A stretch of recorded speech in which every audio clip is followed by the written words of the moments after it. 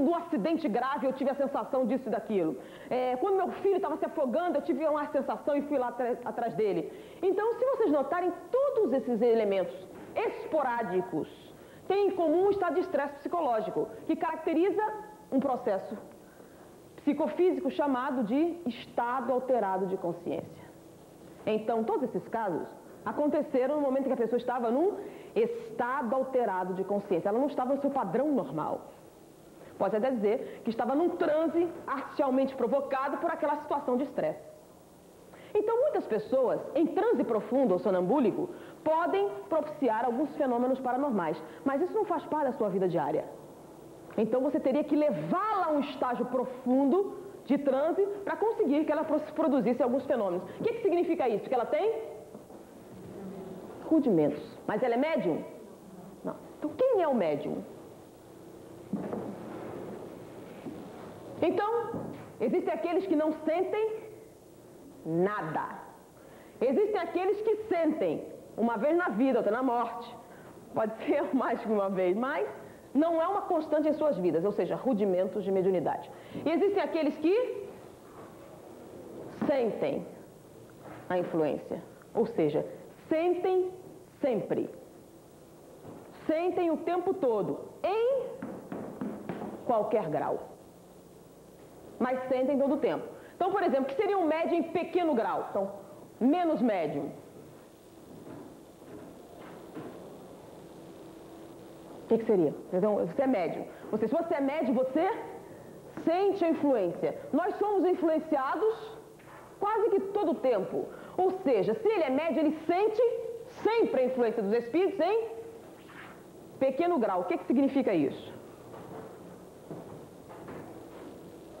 Ele sente um pequeno mal-estar, uma palpitação, algum desconforto toda vez que um espírito se aproxima dele ou tenta interferir em sua vida. Mas existem pessoas que são diferentes. Tem os médios, os pequeno grau, maior ou menor grau e alto grau. Vamos para efeito didático, tá? Então, aquele que sente muito, o que ele vai ver? O que ele vai sentir? Alucinações visuais, alucinações físicas, auditivas. Possivelmente será internado no hospício como um esquizofrênico grave. Certo ou não? Mas existem aqueles que sentem, entrou dentro do ambiente, dá um mal-estar, uma sensação, uma coisa. Ele muda de ambiente, ele varia, ele é instável. Dependendo do lugar, ele sente sempre. Mas é pouca coisa. Não é muito grande, mas sente todo o tempo. Ou seja, ele é um médium de pequeno grau. Significa que ele tem rudimentos? Não, ele sente todo o tempo. Ele é um médium de pequeno grau. É como uma pessoa muito míope. Uma pessoa muito míope pode chegar a ler? Se eu fui alfabetizada, posso. Com alguma dificuldade, mas eu lerei. Ela que não tem miopia, ela vai ler claramente. Isso faz com que haja diferença na nossa categoria de instrução? Não, faz com que meus olhos sejam mais fracos do que o dela. Mas faz com que nós possamos ter a mesma percepção. Enquanto ela verá nitidamente, eu verei com uma certa nebulosidade. Então, se a gente trocasse isso por vidência, o que aconteceria diferente? Ela veria nitidamente o espírito, eu veria uma sombra. Eu sou um médium míope. Acontece, são os graus de mediunidade. Então, nem todas as pessoas veem na mesma proporção. Isso significa esse grau de mediunidade tem relação aqui a sensibilidade do receptor. Mas o médium sente sempre com maior ou menor sensibilidade. Agora, quem tem rudimentos, não é sempre. Em determinados momentos de sua vida, se você tem rudimento da capacidade, em determinados estados especiais, você pode provocar um fenômeno paranormal. Então, como a maioria das pessoas, como o livro mesmo diz, possui rudimentos, a maior parte das pessoas em transe profundo pode produzir alguns fenômenos paranormais. Mas em estado normal, de vigília, são muito menos pessoas do que se imagina. Então, por exemplo, a gente não fala na infância, no ginásio, quando você estava no ginásio, quantos médios tinham na sala? Quantos médios vocês conheceram no ginásio? Vamos ter uma média de 60 alunos por sala? 50. Quantos médios vocês conheceram no ginásio? Alguém conheceu um médio no ginásio? Nenhum? Então vamos mudar para o colegial. Então no colegial, vocês conheceram algum médio na sala de aula? Nenhum? Na faculdade, vocês já conheceram algum médio na sala de aula? No ambiente de trabalho? Agora, se a gente for num centro espírita, é onde vocês vão ter maior concentração de média por metro quadrado. Por quê? Por que aqui no centro espírita? Vocês podem usar o centro espírita como espaço amostral correto para fazer uma estatística de médiuns? Por que não? Porque para onde os médios com dificuldades vão? Então o centro espírita é um local que há uma grande concentração de médios, mas isso não significa que a grande maioria da população seja. A grande maioria da população está entre os rudimentos. Vivem experiências paranormais esporadicamente. Agora, no centro espírita vai encontrar gente que sente todo o tempo todo. É mal-estar, é calafrio, é arrepio, é isso, é aquilo. Alguns processos mais graves. Dificilmente vocês vão encontrar no centro espírita, tranquilamente, um médio de altíssimo grau. Com pouquíssimas exceções. Por quê?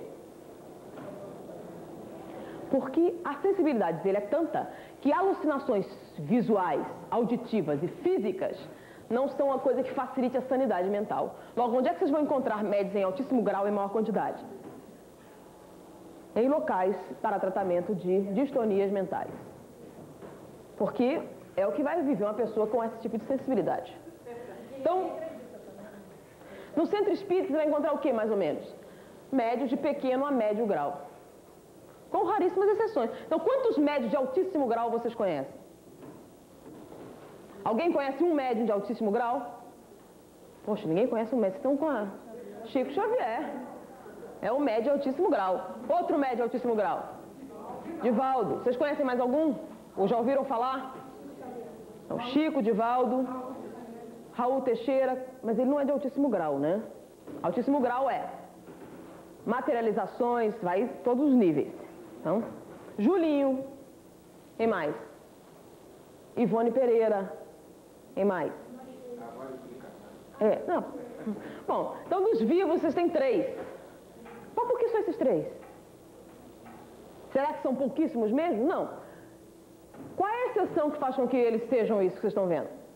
Não é porque eles são grandes médicos que eles são grandes homens. Eles são grandes médicos porque são grandes homens, ao contrário. Porque eles conseguiram superar todos os fatores que levam à insanidade. Então, só no Pinel, que tem ali em Botafogo, o hospital psiquiátrico, eu conheço 7 médios de altíssimo grau. Com fenômenos fantásticos, extraordinários. Então, normalmente, vocês não vão lidar com médio de altíssimo grau assim com facilidade.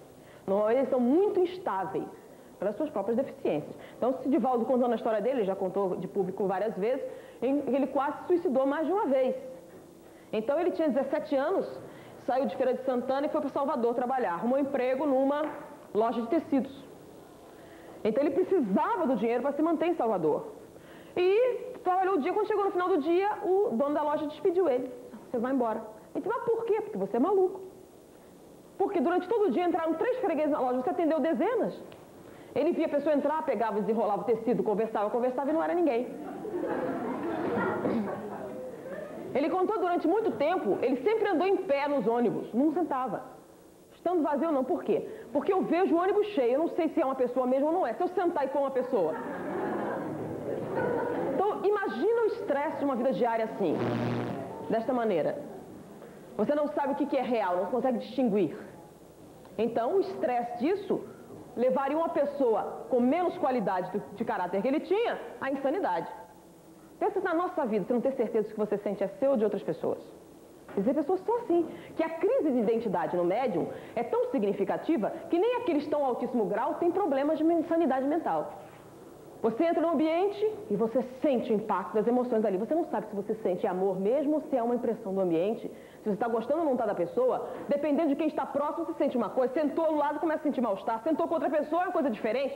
Quem é você? O que é que você sente mesmo? O que é seu? Imagina a crise de identidade que isso pode levar uma pessoa a ter. Você não ter certeza de quais são os seus sentimentos com relação a alguma coisa.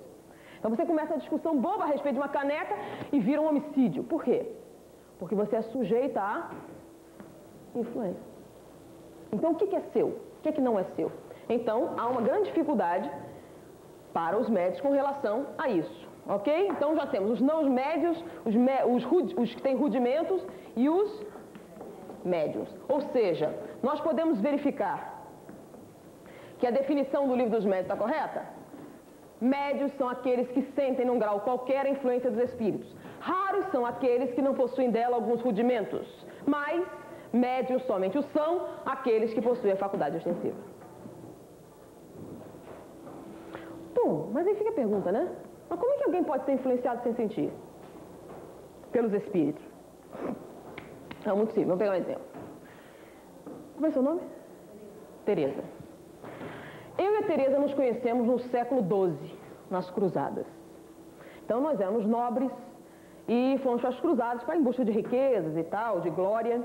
Então, a serviço do Papa, nós entramos nas cruzadas. Chegando nas cruzadas, nós tivemos um sucesso muito grande, pegamos um espólio significativo e estávamos voltando para a Europa quando a Tereza se encheu-se de cobiça e resolveu me matar para ficar com o resto, com tudo.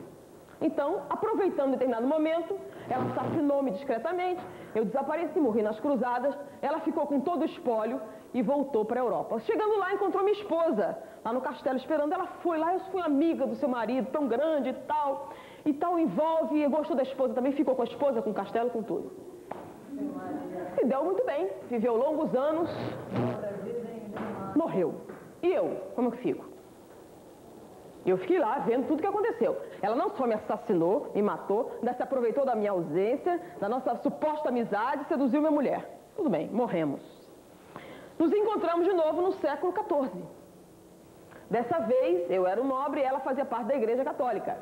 Ela viu minha esposa também encheu-se de cobiça novamente. Me denunciou à Santa Inquisição e eu fui presa como herege. Como vocês sabem, na Inquisição, você era torturado até confessar. Não interessa que você tinha que confessar.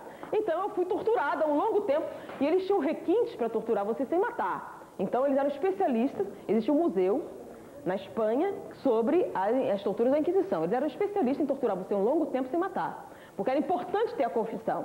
Então, eu fui torturada até a morte, confessei, fui queimada e minha família foi taxada de proscrita e ela, com toda a caridade cristã, foi proteger a família, seduziu a esposa, etc. Conseguiu de novo e viveu longamente feliz até a morte. Não sou eu! E eu, no mundo espiritual, como é que fiquei? Vendo tudo aquilo. Nos encontramos de novo no século XVIII. Século XVIII. Revolução Francesa. Não, desculpe, século XVII, Revolução Francesa.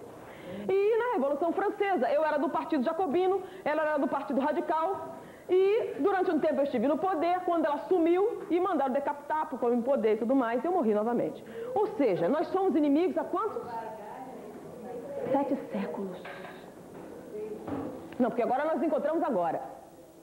Então, eu estou desencarnada e aqui no Rio de Janeiro, quem eu encontro? Tereza. Então, nós somos inimigos há 700 anos. Então, são 700 anos de inimizade. Então, eu desperto e com Tereza assim, sinto por ela uma antipatia instantânea. E eu não sei por que, fico assim, ela me atrai de uma maneira, eu estou ali presente e ela me causa antipatia. Um dia ela sai do corpo e eu descubro. Por quê? Sei quem ela é. A sua personalidade. Bastado e pronto. Eu a odeio. Aí ela acorda rapidinho. Ai, tinha um pesadelo estranho. E quando ela acorda, o que eu faço? Eu a agrido. Eu vou pra cima dela com todos os 700 anos de sentimentos que eu estou acumulando. E a esbofeteio. E ela? Nada. Não sente nada. Lembra, 700 anos de inimizade, ela não sente nada. E eu esbofeteio, eu bato, eu agrido, eu xingo, eu faço... Tem um ataque apoplético e ela não sente nada.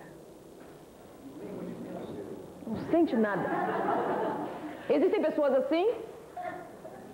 Existem pessoas assim? Claro, ela é um dos raros, raríssimos que não tem mediunidade. Ainda bem que Bom, e aí? Acabou? Faz 700 anos que ela está me prejudicando. E aí? Ela não sente nada. Eu posso fazer o que eu quiser. E ela não tem nenhuma sensação. Ela vai para a festa, trabalha, vai à faculdade e não sente absolutamente nada. E aí? E aí nada. E aí, depois de 700 anos, eu tenho bastante paciência. Se a Teresa viver 70 anos, 30 anos ela vai passar no mundo espiritual. Por quê? O que é que nós temos todos em comum?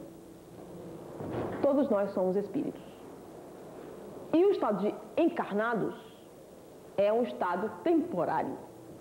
Então, a verdadeira vida é no mundo espiritual. Então, dia menos dia, ela vai ter que sair do corpo. E quando ela sair do corpo, quem ela vai encontrar? Eu. Então, quanto tempo... Quem estuda medicina aqui? Quanto tempo uma pessoa pode ficar sem dormir? Um pouco mais de 72 horas. Sem tomar estimulantes, ok? No natural. Então, um pouco mais de 72 horas. Depois disso, você dorme em cama de prego. No chão duro, dorme em pé. Então, ela pode protelar um pouco mais, mas uma hora ela vai ter... Então, ela dorme. Quando ela sai do corpo, quem é que ela encontra? Nós nos encontramos. Então, nós nos encontramos, e aí? Então, muito bem. Nós nos conhecemos, nos relacionamos? Não. Então, a sua vida não tem o menor valor. Você não presta. Não tem o menor significado. Você não tem importância nenhuma para ninguém. Você não presta. Sua vida não tem nenhum valor. Por que você não se mata e faz um benefício a alguém? Bom, nós nos conhecemos? Não nos relacionamos. E o que eu estou falando não é verdade. Mas dá para você sentir alguma coisa ouvindo isso? E são só o quê? Palavras. Mas as palavras têm impacto, têm vibração. Então, você que não me conhece, que não temos nenhum relacionamento, sente alguma coisa com isso, imagine então a Teresa encontrando um inimigo de 700 anos e ouvindo isso ao sair do corpo. Ela vai sentir o que ela sentiu numa escala muito, muito, muito maior. Então ela sai do corpo e encontra comigo. E ouve coisas parecidas, fora as lembranças do passado, né? Que eu vou fazer ela perceber. Aí ela volta, ficou rapidinho e acorda. Ai, que pesadelo horroroso que eu tive, que coisa terrível, eu dormi muito mal. Mas tudo bem, ela vai pra vida, vai pra festa e tudo mais, Natal, Ano Novo e tudo mais, se diverte bastante e dorme de novo. No dia seguinte ela encontra comigo de novo. E ela tem um pesadelo e acorda. E começa a ter dificuldades para dormir. Uma insônia. Eu tenho uma dificuldade para dormir. E quando eu durmo, tenho uns pesadelos e acordo logo. Não sei o que é isso. E ela começa a ficar sem dormir. Tem dificuldade para dormir, uma insônia, aquilo recorrente, começa a causar mal-estar, né? O cansaço físico vai se sobrepondo e tudo mais, aí ela procura um médico. Doutor, eu estou com uma dificuldade para dormir, muito significativa, e quando eu durmo tenho pesadelos grandes, ela procura uma psicóloga, fazer uma certa análise, conversa e tudo mais, mas eu não tenho assim, não estou vendo problema, meu casamento está ótimo, meu emprego está muito bom. Disse, olha, vou fazer o seguinte, vou te dar um remedinho para você dormir, um Lexotan, uma coisa leve. Que aí você vai dormir e vai descansar. Aí, como ela nunca tomou nada antes, ela vai tomar um Lexotan de 6 miligramas e vai apagar. E aí nós vamos ficar horas juntas. Então nós vamos ficar horas juntas, convivendo e ouvindo essas palavras. Fora as outras coisas. Só que, diferente dela, ela tem uma outra sensação. Então, depois de mais 8 horas de sono desse profundo, ela vai acordar exausta, esgotada, desvitalizada. E no dia seguinte, mas é que eu estou muito tempo sem dormir. Aí, o remédio já não começa a fazer efeito, porque ela parece reagir ao remédio. Se esse remédio não está funcionando, então eu vou te dar Roipinol, que agora você vai dormir, não tem jeito.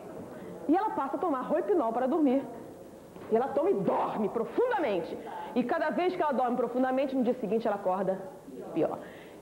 3 meses depois, como é que está a Teresa? 6 meses depois, ela começa a apresentar alguns sintomas graves de distúrbios da personalidade. Tendências suicidas, uma depressão profunda, algumas dificuldades no trabalho, problemas de identidade, ela começa a ter uma insegurança significativa e isso tudo vai se multiplicando a níveis alarmantes. Né? Ela procura um psiquiatra, toma medicação, antipsicóticos, antidepressivos, nada. Então ela procura fazer análise e não encontra na vida dela nenhuma motivação que leve a uma crise de identidade tão significativa nessa altura do campeonato. Ela não tem 15 anos, ela não está na idade da menopausa, então quer dizer, não há nenhum distúrbio orgânico que justifique esse nível depressivo tão grave. Nenhum acontecimento traumático, nada que justifique. Ela pode fazer uma terapia de avaliação inteirinha na vida e não tem nada. A vida dela foi boa, o pai e a mãe foram ótimos, não teve traumas significativos, os namoros dela foram tranquilos. O que é que justifica um processo grave como esse de distúrbio da personalidade? Como é o nome que a gente dá isso? Ou influência negativa dos espíritos. Ela é médium? Isso impede você de sofrer uma influência negativa dos espíritos? Então, todos nós podemos ser influenciados, inclusive negativamente, sem mediunidade. Também existe. Agora, tem uma pesquisa realizada na Universidade de Stanford, nos Estados Unidos, onde eles fizeram a seguinte coisa. Eles pegaram um grupo de alunos, vários grupos, distribuíram folhas de papel e com um cronômetro na mão, eles tinham a seguinte tarefa. Durante um determinado espaço de tempo, vocês devem anotar nesse papel em branco as primeiras lembranças que lhe vêm à mente. Liga o cronômetro. E fizeram isso num grande espaço a mostrar na universidade e depois passaram à comunidade. E depois foram tabular os resultados. E o resultado foi muito interessante. Para cada lembrança boa que alguém tinha, haviam 20 negativas.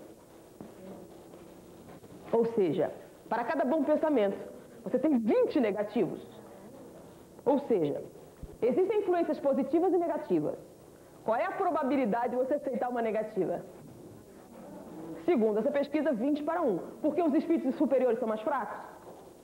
Não, é porque nós nos afinizamos mais essas negativas. Então não tem nada a ver com maior ou menor força. Tem a ver que nós somos muito mais pessimistas do que otimistas. Então, com esses livros todos de autoajuda que nós estamos vivendo hoje em dia, nós podemos verificar que o fato é muito mais psíquico do que realmente físico. Ok? Então continuando aqui. Então, nós podemos ser influenciados sem ser médiums. Eu tenho 15 minutos aqui para terminar. Bom.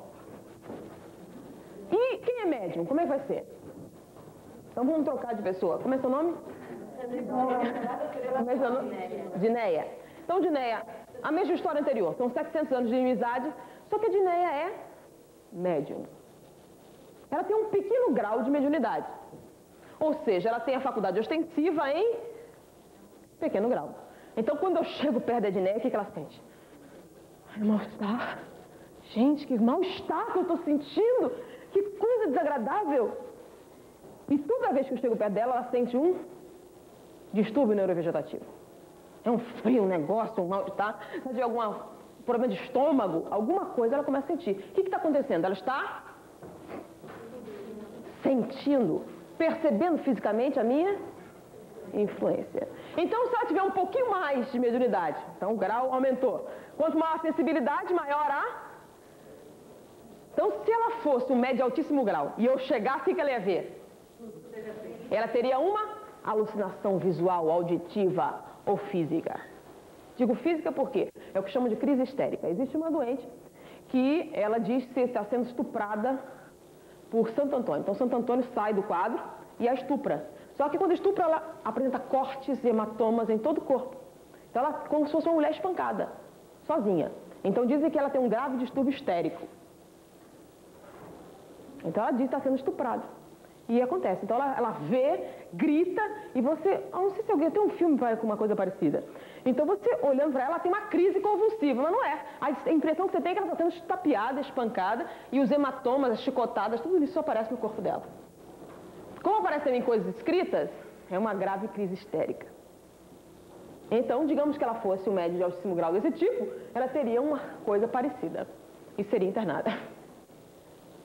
Imagina você em casa, de repente, tem um demônio aqui me atacando e tal, vestido de cruzado e não sei o quê. E dependendo do grau, ela teria maiores ou menores sintomas físicos da minha influência. Então, o que é pior? É melhor não ver?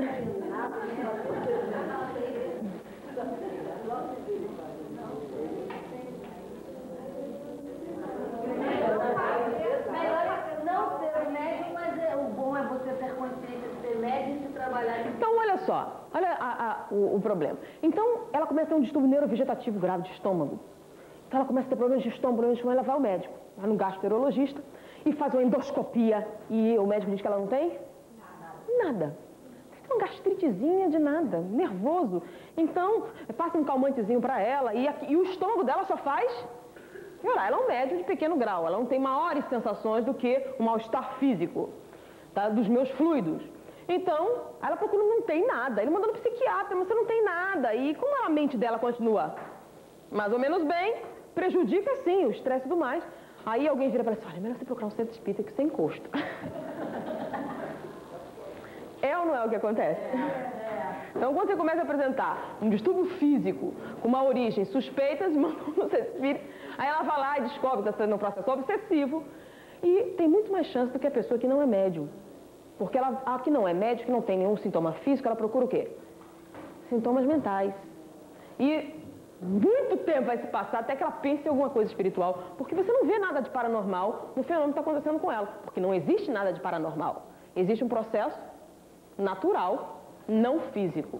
No caso dela, como existe um fator paranormal precipitando o processo, onde é que vocês, quando tem distúrbio paranormal, onde é que você vai?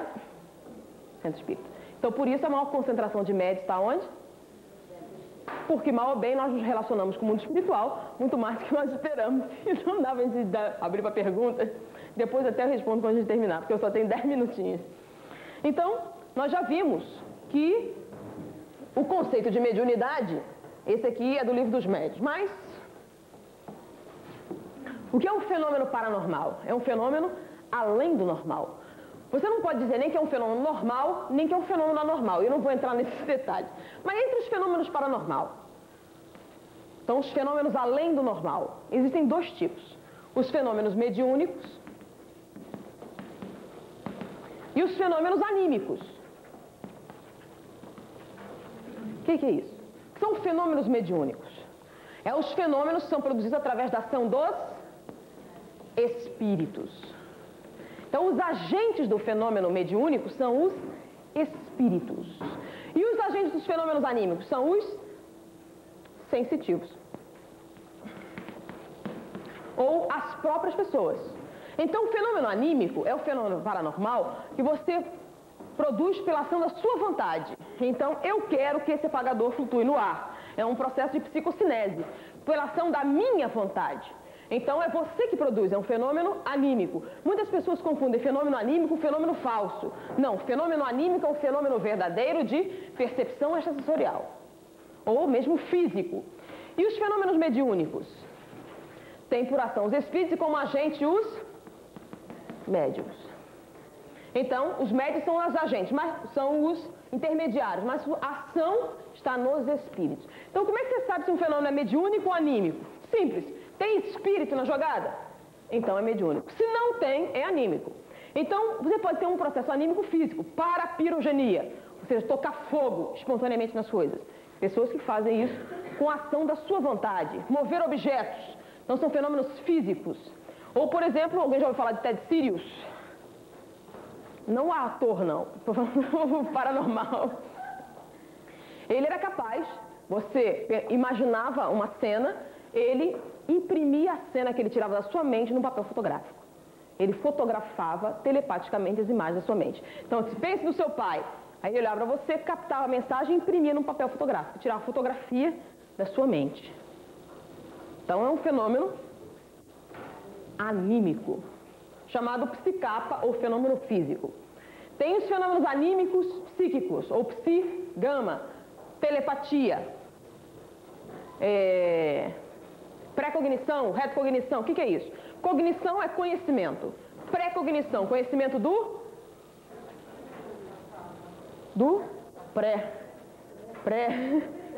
futuro. E retrocognição do passado. Então, uma leitora de mãos, né, que veja o passado claramente, como é comum, sem ser um fenômeno falso, uma coisa verdadeira, ela é capaz de ver o passado. É um fenômeno anímico de retrocognição. Ou quem vê o futuro é um fenômeno de... Fenômeno o quê? Anímico. Diferente de assim, olha, eu estou vendo o espírito me dizendo que vai acontecer isso e isso e aquilo. Que fenômeno é esse? Mediúnico. Nesse caso, não, é você que tem a capacidade. Então, tudo isso é objeto de estudo da parapsicologia. É muito interessante, vale a pena ler alguma coisa. Então, mas o que nos interessa aqui são os fenômenos mediúnicos.